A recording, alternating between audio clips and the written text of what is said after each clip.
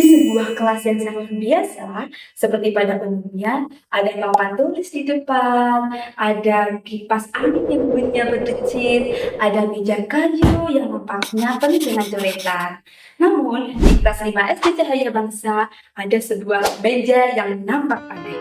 Meja itu berada di paling pojok belakang kelas, dekat dengan jendela. Meja itu catnya sudah mulai lupas, lacinya sering macet dibuka, kalau siang terlalu panas, kalau hujan terlalu dingin, sehingga tidak ada siswa yang mau duduk di sana. Namun, meja inilah yang menyimpan sebuah rahasia. Suatu siang setelah jam istirahat selesai, seorang siswi bernama Siska panik. Dia terlihat membuka tasnya berkali-kali secara buru-buru. Aduh, ada pensilku ada di mana? Kok tidak ketemu? Ternyata pensilnya hilang. Teman-temannya ikut mencari. Padahal pelajaran mau dimulai. Tiba-tiba temannya yang bernama Reno berteriak menuju arah belakang. Coba lihat di belakang. Ternyata di atas meja itu ada sebuah pensil yang baru diraut, terlihat rapi, tajam, dan ada secari kertas bertuliskan, silakan dipakai dulu. Semua terdiam, tidak ada yang tahu siapa yang meletakkan pensil di meja itu. Sejak saat itu, meja itu menjadi bahan pembicaraan satu kelas. Hari-hari berikutnya, kejadian-kejadian aneh semakin sering muncul. Saat Doni lupa tidak membawa penghapus, di dalam laci meja belakang tiba-tiba muncul penghapus kecil berbentuk stroberi. Saat Alia tidak memiliki penggaris, muncul penggaris bening lengkap beserta dengan stiker bintang. Terkadang muncul permen, muncul roti kecil, atau bahkan catatan kecil yang berisi semangat hari ini.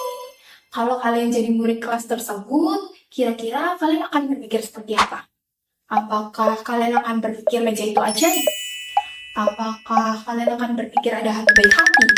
Atau bahkan kalian akan berpikir ada orang yang diam-diam membantu kalian?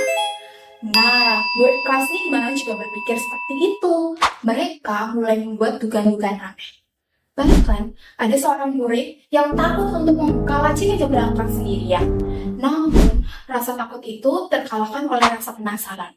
Akhirnya, murid kelas 5 mulai merencanakan suatu hal untuk mengungkap rahasia di balik meja tersebut.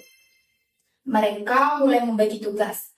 Ada yang berjaga di pintu, ada yang bersembunyi di balik lemari, bahkan ada yang pura-pura baca. Keesokan harinya, mereka mulai mengosongkan kelas.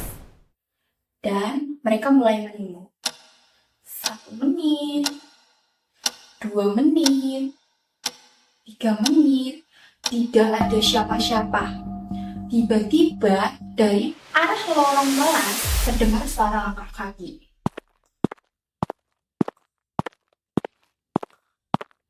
Terlihat ada seorang anak yang berjalan menuju kelas sambil megang tasnya erat-erat. Anak tersebut berjalan menuju meja belakang. Anak itu ternyata Mila. Mila adalah siswa pendiam yang jarang berbicara. Ia tidak pernah membuat keributan. Bahkan, suaranya saja hampir jarang terdengar saat pembelajaran berlangsung. Dengan hati-hati, Mila membuka laci meja belakang. Kemudian ia mengeluarkan beberapa pensil dan 2 bungkus permen dari dalam tasnya. Anak-anak yang bersembunyi, mereka keluar secara bersamaan.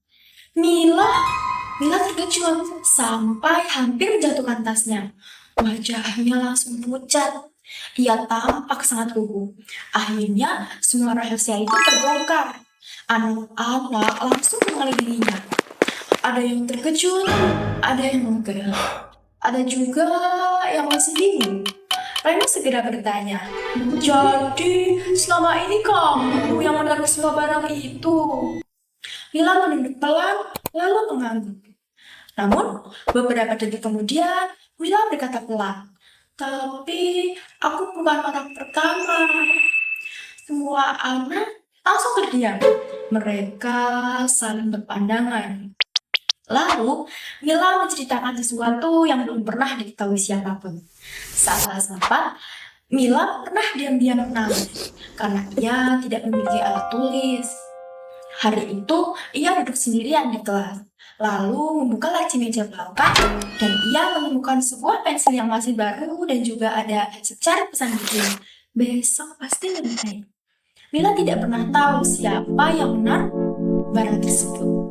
Tapi sejak hari itu, ia selalu melakukan kebiasaan tersebut dengan diam-diam. Suasana menjadi hening, karena ternyata rahasia meja itu lebih tua dari yang mereka kira. Rasa penasaran anak-anak justru semakin besar. Jika bukan Mila yang memulai ulangannya, lalu siapa? Mereka mulai bertanya pada kakak kelas, dan jawaban yang mereka dengar membuat mereka semakin terkejut. Ternyata banyak siswa lama pernah mengalami hal yang sama. Ada yang pernah menemukan bekal makanan ketika ia lupa membawa uang. Ada yang pernah mendapat surat penyemangat ketika merasa sedih. Ada pula yang pernah mendapatkan alat tulis baru ketika ia tidak mampu membeli. Dan semuanya berasal dari meja paling belakang. Berarti kebiasaan itu sudah berlangsung bertahun-tahun. Tapi tunggu deh, ceritanya belum selesai. Suatu sore, Purina datang membawa sebuah kotak kayu. Kotak itu tampak usang dan juga penuh debu. Saat dibuka, di dalamnya terdapat puluhan surat kecil. Kertasnya sudah kusam dan juga beberapa tintanya hampir hilang. Purina mengambil salah satu surat dan membacakannya. Terima kasih karena sudah membantuku saat aku ingin pindah sekolah. Kelas mendadak sunyi. Lalu, Purina berkata pelan, surat-surat ini ditulis oleh siswa-siswa lama, dan semuanya ditujukan kepada meja belakang itu. Anak-anak mulai merinding kecil. Namun, Purina tersenyum. Ia kemudian mengungkapkan rahasia terbesar. Ternyata, murid pertama yang memulai kebiasaan itu adalah seorang siswa yang dulu sering diejek karena miskin. Ia pernah merasa sendirian di kelas. Lalu, suatu hari, ada guru yang diam-diam memberinya pensil tanpa mempermalukannya. Saat itu, saat murid itu tumbuh besar dan menjadi kakak kelas, ia mulai membantu siswa lain dengan cara yang sama. Dan kebiasaan itu terus diwariskan dari satu anak berikutnya. Seluruh kelas terdiam sangat lama. Mereka akhirnya memahami satu hal penting. Selama ini mereka hanya sibuk mencari siapa orang baik itu. Padahal sebenarnya kebaikan itu bukan hanya dimiliki oleh satu orang saja. Tetapi kebaikan itu berpindah dari satu hati ke hati lainnya. Tanpa disadari, sebuah tindakan kecil itu bisa berubah menjadi kebiasaan yang membuat banyak orang merasa dipedulikan. Sejak saat itu, anak-anak mulai ikut mengisi laci meja belakang. Ada yang menaruh pensil, ada yang menaruh penghapus, dan ada juga yang menulis pesan sederhana untuk kawan-kawannya. Dan perlahan, kelas yang dulunya sepi, sekarang berubah menjadi tempat yang paling hangat dalam kelas. Suatu pagi, Siska membuka laci meja belakang. Di dalamnya terdapat secari kertas baru. Tulisannya di sana sangat singkat. Terima kasih karena sudah melanjutkan kebaikan ini. Siska tersenyum pelan. Lalu tanpa berkata apa-apa, ia meletakkan sebuah pensil baru di dalam laci tersebut. Kadang, perubahan besar tidak dimulai dari hal-hal yang hebat. Kadang-kadang, semua berawal dari satu pensil kecil yang diberikan kepada orang yang tulus dan yang sangat membutuhkan.